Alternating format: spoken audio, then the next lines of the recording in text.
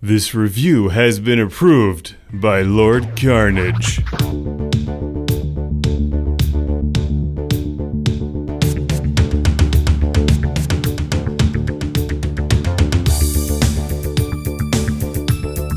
Welcome to Classic Game Room, where you know I love the Sega Master System, but some games like this one just require the extra power of the Sega Genesis blast processing to really be good. This is Altered Beast on the Master System.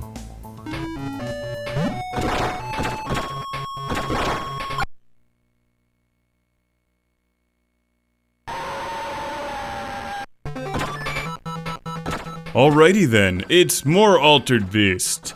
Back in 1989 when I bought my original first Sega Genesis, the one I still use today, it came with Altered Beast.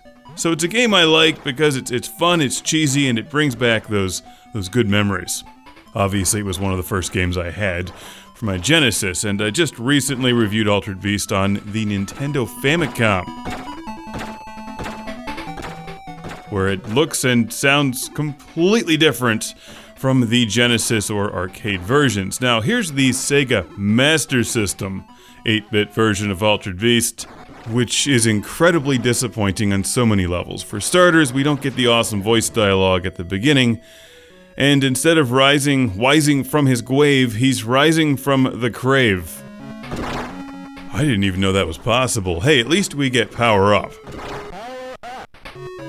Alright, the game's got that going for it, but what it doesn't have is any kind of playable controls whatsoever. This is actually a terrible version of Altered Beast. In fact, I prefer the Famicom one, which doesn't look very good, but it's way more fun to play. So, let me elaborate. In order to properly enjoy Altered Beast, you really need 3 buttons. One to punch, one to kick, and one to jump. The Famicom version managed to get around this by allowing you to jump when you pushed up on the D-pad. Well, here on the Master System, they require you to push buttons 1 and 2 at the same time. So if you miss a jump, if you don't hit the buttons properly, you're just going to bounce from enemy to enemy to enemy until you die. And I think that's the exact same sound I made every time that happened, so they must have just recorded some annoyed player playing Altered Beast and put it into the game for yucks.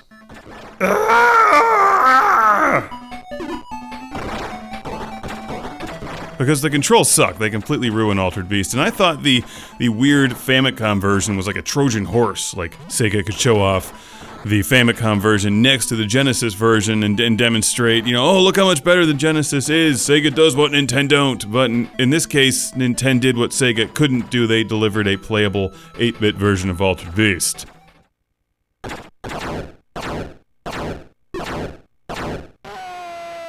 So maybe this was Sega's attempt to get Master System owners to upgrade to the Genesis or Mega Drive, because games like Altered Beast or Sonic the Hedgehog were really meant for the 16-bit era. And they didn't translate really well to the earlier Sega, but I've still got a shout out and Classic Game Room super thank you to send all the way to my man Al from Chicago, Illinois. Thank you, Al.